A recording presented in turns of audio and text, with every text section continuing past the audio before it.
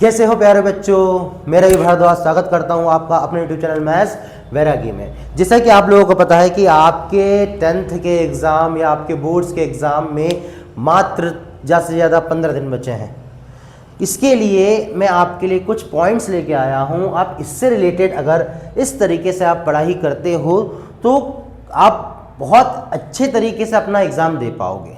देखिए, हमारे पास कुछ पॉइंट्स हैं कि आपको आपके एग्ज़ाम समय में या ड्यूरिंग एग्जामिनेशंस इन सब चीज़ों का ख्याल रखना है। आपको कितना पढ़ना है, कितना फोकस करना है, क्या क्या चीज़ें के बारे में ख्याल रखना है, ये हम इस वीडियो में बात करेंगे।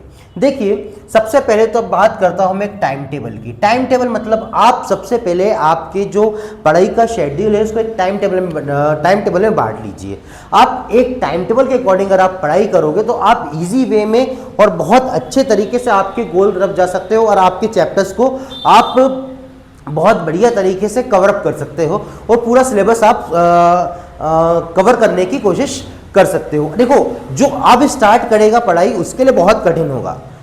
15 दिन में आप सारे सब्जेक्ट को कवर अप करना बहुत मुश्किल होगा, बट हाँ, इम्पॉसिबल नहीं है। बट आप पूरा ना कवर करते हुए फिर भी कुछ हिस्सा कवर करते हो। किसके लिए बोल रहा हूं मैं? जो अब पढ़ना स्टार्ट करता है। ऐसे बहुत से बच्चे हैं जो एन टाइम पर 10 दिन 12 दिन बचे हैं, 15 दिन बचे हैं, जब सोचते हैं कि यार अब तो पेपर आ गया है, अब पढ़ना स्टार्ट करना पड़ेगा, कैसे करें। और जो बच्चे पढ़ रहे हैं उनके लिए भी है कि आप अपना एक टाइम टेबल बना लो कि भैया मान लो सुबह 5 बजे उठना है या 4 बजे उठना है, जितने बजे भी उठना है 4 से 6 पढ़ लो।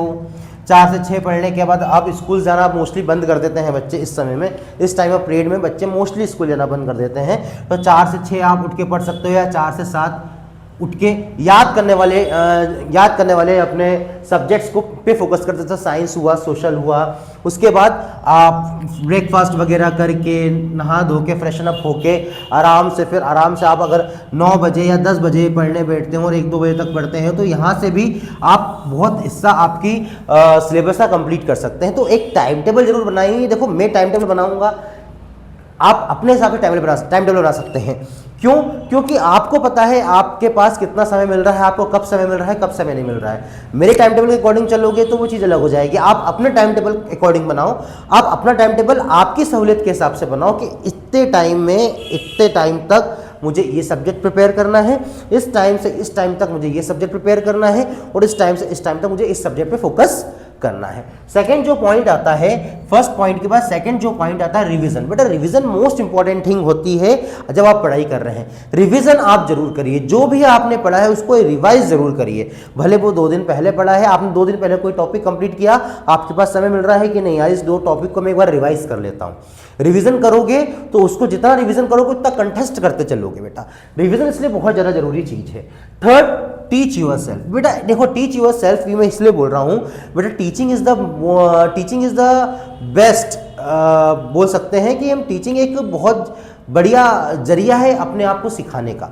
जब आप किसी को कोई चीज़ बताते हो, समझाते हो, तो आप उस चीज़ को बहुत ज़्यादा बेहतर सीखते भी हो, साथ साथ उस चीज़ को बहुत ज़्यादा बेहतर सीखते भी हो। तो आप एक, जैसे आपने एक टॉपिक पढ़ा, आपने कोई टॉपिक पढ़ा कि XYZ, आपने कोई टॉपिक पढ़ा, उसको आपको कैसे आप रिवाइज कर रहे हो। तो आपने सोचा कि एक काम करते हैं, हाँ ये मेथड ऐसी होती है, इसमें ऐसा करते हैं, इसमें ऐसा करते हैं, हम इसको ऐसा कर सकता हूँ। देखो अब अपन इसके बाद ये करेंगे, इसके बाद ये करेंगे, फलाना ठिकाना, जो भी एक मेथड होती है या जो भी एक चीज़ होती है, आप उसको बहुत प्रॉपर तरीके से आप अपने आप को पढ़ाते हुए सीख सकते हो। आप अपने आप को पढ़ाते हुए रिवाइज कर सकते हो इस चीज़ को।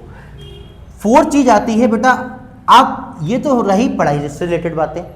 अब मैं बात करूं हेल्थ से रिलेटेड बातें। देखो, एग्जामिनेशन टाइम में अपने आप को हेल्दी रखना बहुत इंपॉर्टेंट चीज़ है बेटा।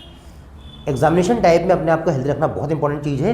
बिकॉज बहुत बार मैंने ऐसा देखा हूँ जो बच्चा बहुत अच्छा पढ़ता है, बट प्रॉब्लम कभी कभार ये हो जाती है कि यार उसकी इन टाइम पे तबीयत खराब हो गई, इन टाइम पे वो हॉस्पिटलाइज हो गया या भर्ती हो गया या 2 दिन बॉटल लग गई या पेट दर्द कर रहा है, जो भी कर रहा है, जो भी रीज़न हो, उससे बच्चे का फोकस उस पढ़ाई से हट जाता है और उसका पेपर बिगड़ जाता है। अगर मान लो उसकी तबीयत खराब है और पेपर देने जा रहा है ना, तो वो पूरे टाइम अच्छे से फोकस लेके पेपर कर ही नहीं पाएगा। इसलिए अपने आप को हेल्दी रखना बहुत ज़रूरी है। हेल्दी रखने के लिए सबसे पहले तो आप कम खाना स्टार्ट करें और हेल्दी खाएं।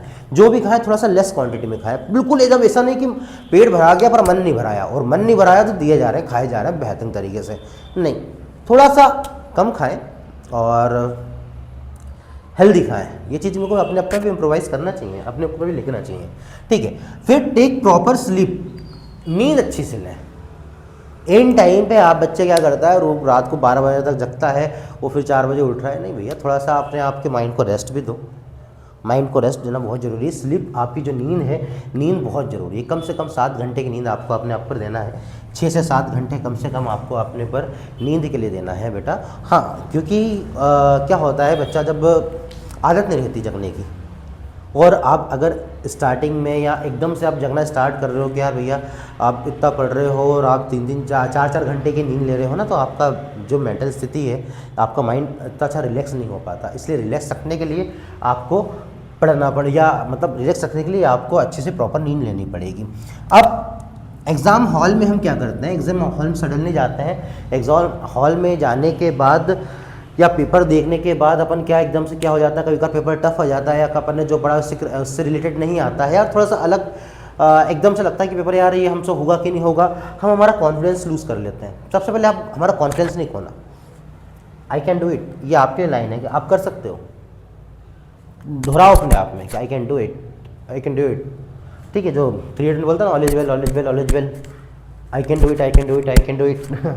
अब इसके बाद stay calm in examination hall. आप एग्जामिनेशन हॉल में बिल्कुल काम रहें, कोई ज़्यादा ओवर रिएक्ट करने की ज़रूरत नहीं है, कोई ज़्यादा टेंशन लेने की ज़रूरत नहीं है। पेपर आएगा, आप देखो जो क्वेश्चन बन रहे हैं उस पर फोकस कर लेना कि हाँ ये क्वेश्चन बन रहे हैं, इसके बाद ये क्वेश्चन नहीं बन रहा है, ठीक है, इसको हम बाद में अटैम्प्ट करेंगे। जो भी अटैम्प्ट करेंगे, सबसे पहले आप इजी क्वेश्चन को अटैम्प्ट करो। यही दिखाया, अटैम्प्ट इजी क्वेश्चन फर्स्ट। सबसे पहले इजी क्वेश्चन को अटैम्प्ट करोगे तो आपके लिए बहुत ज़्यादा ज़रूरी होगा।